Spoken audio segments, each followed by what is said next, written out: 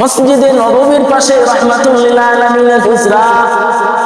মায়ার নবী বলে আমি ওই হুজরার মধ্যে ঘুমাচ্ছি, গভীর রজনী শেষ রাত্রে শুনি কান্নার আওয়াজ। হঠাৎ আমার ঘুমটা ভেঙে গেল, আমি নজর করে দেখি কে যেন মসজিদে নববীর মধ্যে নামাজে দাঁড়ায় কান্না করে।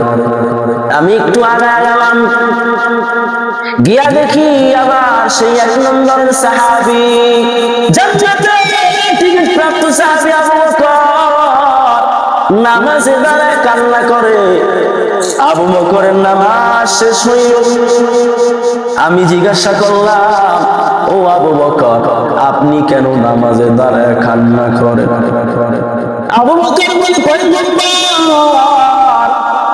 আমি এই জন্য কান্না করি,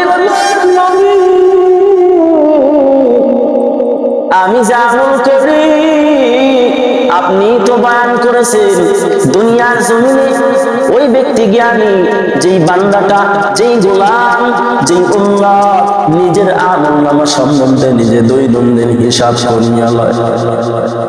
আমার যখন এই কথাটা মনে করিয়া যায় রে পয়গম্বর, আমি আর কান্না থামায় রাখতে পারি না, কারণ আমার অন্তরে ভয়। আমি যা ইবাদত বন্দেগী করি না জানি আমার মাওলার কাছে যদি অপছন্দ হয়, আর আমাকে যদি বলে ও আবু বকর না তোমার আমলনামা তুমি নিয়ে যাও, তুমি নিয়ে যাও, তুমি যে আমলনামা তুমি যে আমল করেছো এই আমল আমার কাছে পছন্দ না, আমার আদালতে এটা গ্রহণযোগ্য হবে না। ও পয়গম্বর আমি তো কাপড়ের ব্যবসা করি, ও পয়গম্বর 1 মাস হয়ে গেল, 1 মাস পরে এক মহিলা আসিয়া বলে ভাই আপনার এই কাপড়টা আপনি নিয়ে যান, আমাকে ফেরত দিয়ে দিল, আমিও টাকা দিয়ে দিলাম।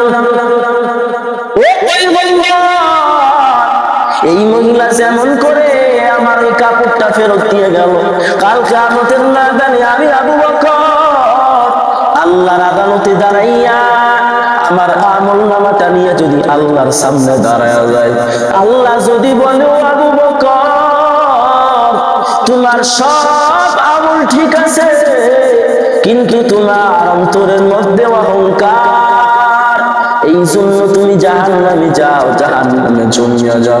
ও পয়গম্বর এই জন্য আমি কান্না করি। একটু চিন্তা করিয়া দেখ, তোমার তো জান্নাতের টিকিট নাই, আমি হুজুর আমারও তো টিকিট নাই, এখানে কারোই জান্নাতের টিকিট নাই, ইয়ার পরও কেন গুনার পিছনে দৌড়াও? আল্লাহকে কি ভয় করো না?